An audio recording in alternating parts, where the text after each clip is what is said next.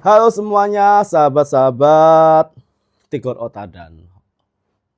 Bertemu lagi dengan saya Tigor Otadan di channel saya Tigor Otadan Official. Jangan lupa klik tombol subscribe-nya. Nah, kali ini aku akan membahas tentang yang fenomenal, tentang yang lagi rame saat ini, kasusnya Vina Cirebon.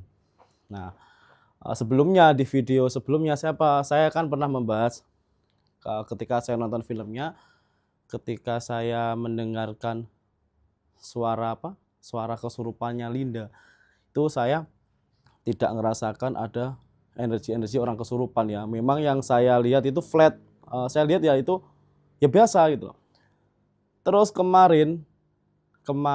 bukan bukan kemarin, tadi saya bangun tidur, saya lihat videonya diupload sama salah satu akun di Instagram. Jadi tulisannya itu video kesurupan Linda kesurupan lagi intinya. Nah, di situ kan ada gambarnya. Di gambarnya videonya siapa? Video tersebut itu. Yang saya tangkap, yang saya lihat ketika saya lihat video itu, saya tidak melihat Mbak Linda itu kesurupan, asli kesurupan ya. Kalau kerasukan itu gini. Kerasukan itu ada salah satu roh, entah itu korin, entah itu apa pembahasannya itu yang menumpang di tubuh. Jadi transisinya itu setengah kesadarannya itu bisa 75% tidak sadar. Nah, ditumpangilah si roh itu. Tapi di video yang yang saya lihat itu, saya tidak melihat ada roh yang menumpang. Jadi roh lain menumpang saya tidak melihat. Kalau menurut saya pribadi, ketika saya lihat videonya, tidak kesurupan. Fix tidak kesurupan. Tapi kok bisa mengungkapkan seperti ini, seperti itu. Nah, ini yang saya bingung. Ini yang saya kebingungan, kok Lindanya bisa tahu gitu loh. Sedangkan saya pribadi, kalau aku lihat makhluk yang tak kasat mata itu ya, entah itu lewat atau menumpang diri seseorang itu, saya ngelihat dan saya juga ngerasakan energinya, walaupun itu kadang di foto, di video, atau ketika kita ketemu langsung orang yang kesurupan ya, itu kita lihat. Nah, kalau saya lihat di videonya siapa yang diupload itu, saya tidak melihat ada roh lain yang menumpang di tubuhnya Mbak Linda. Berarti menurut saya, kesimpulan saya, tidak kesurupan ketika saya melihat videonya tersebut. Jadi saya berpikir ulang. Nah, terus yang viral kemarin itu yang sampai dibikinkan film itu kesurupannya siapa? Apakah itu benar kesurupan? Ya menurut orang lain ya, pendapat orang lain bebas. Kalau pendapat saya tidak menemukan dan saya tidak merasakan bahwa itu memang benar-benar kesurupan. Tapi kok bisa Mbak Lindanya ini bisa menceritakan detail. Pertanyaannya itu yang saya tanyakan, apakah beliau ini sebenarnya tahu tentang kejadian tersebut? Nah, terus saya mengingat lagi ketika saya kemarin nonton filmnya itu. Di filmnya kan Mbak Linda tidak datang ya di pemakamannya. Itu yang saya bingung. Kita ya punya seseorang yang sedekat apapun hubungan kita, ketika kita menjalin kasih, entah itu persahabatan, persaudaraan, kalau ada yang meninggal ya mau tidak mau kita harus tetap datang gitu loh. Tapi kok itu enggak.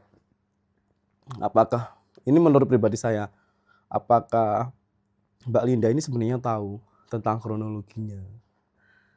Apakah seperti itu? Karena yang dari saya lihat, dari mendengar suaranya rekaman yang viral beberapa tahun lalu, saya tidak mendapatkan feel orang kesurupan. Terus ketika saya lihat dari video itu yang kemarin, yang videonya Mbak Linda yang katanya kesurupan lagi setelah 8 tahun, dan saya juga tidak merasakan dan saya tidak menemukan ada makhluk lain yang menumpang di tubuhnya Mbak Linda.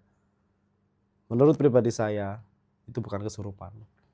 Tapi menurut saya, saran saya, coba Mbak Lindanya ini dicek khusus secara logika, bukan secara kesurupan seperti itu. Dikorek terus, dicari permasalahannya, intinya seperti apa, kok bisa detail seperti itu gitu loh, bosku gitu. Jadi banyak sekali sahabat-sahabat, teman-teman itu menanyakan kasusnya Vina ini gitu loh. Sebenarnya apa toh kok sampai sedemikian ribetnya. Kalau saya pribadi mengacu dari cerita yang diputar di kesurupan itu kok bukan kesurupan. Itu menurut saya, siapapun berhak memberikan asumsi, memberikan pendapat sesuai dengan yang dilihat masing-masing. Kalau saya secara batin saya tidak melihat itu kesurupan. Kayak tuh.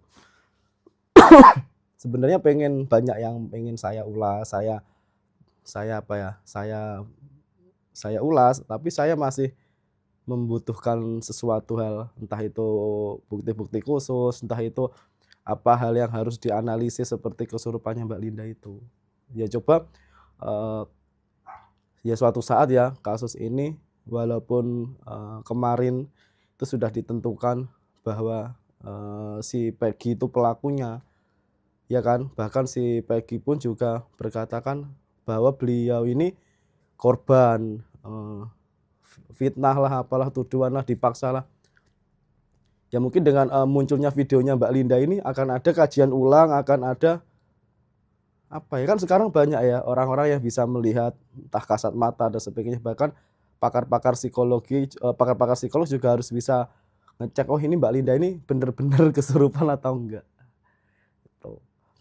Tapi saya pribadi di dalam batin saya, walaupun hari ini katanya kasusnya ini yang DPO-nya 2 ini sudah dianggap nggak ada ya, tapi kalau menurut batin saya kasus ini itu belum selesai, dan suatu saat kasus ini pun juga akan dikaji ulang,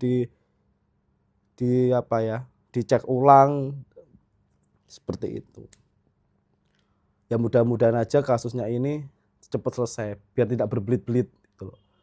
Ini tiba-tiba ada yang gerak di samping saya, nggak tahu itu apa. Tuh.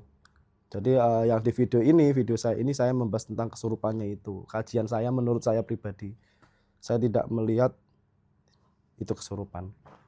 Berikut cukup sekian dari podcast saya yang singkat tentang kesurupan tersebut, karena dari ciri-ciri kesurupan tidak seperti itu.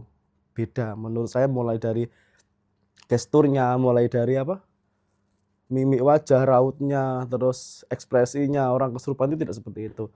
Yang membuat saya janggal ketika Mbak Linda ini kesurupan ya, kayak gini, terus dia tiba-tiba, jadi transisi raut wajahnya ketika beliau kesurupan sama beliau masih sadari tidak ada perubahan sama sekali ya, cuma ada perubahan gerakan ketika beliau menerangkan seperti ini ya, bla bla bla bla bla bla bla bla bla bla, sama mimiknya, raut mukanya, auranya ketika beliau ini di kondisi kesurupan sama posisi ini pun sama. Nah ini yang saya bingung, mungkin teman-teman juga bingung sama. Semoga kasus ini cepat terselesaikan dan tidak berbelit-belit. Cukup sekian podcast dari saya di channel saya Tigor Siagian, Tigor Otadan Official. Ya mungkin aku akan membahas lagi kasus-kasus ini di episode selanjutnya, tergantung mood saya sebenarnya. Salam Rahayu, semoga semua sahabat-sahabat sehat selalu, lancar rezekinya, dan dipermudahkan segala urusannya. Amin. Dadah.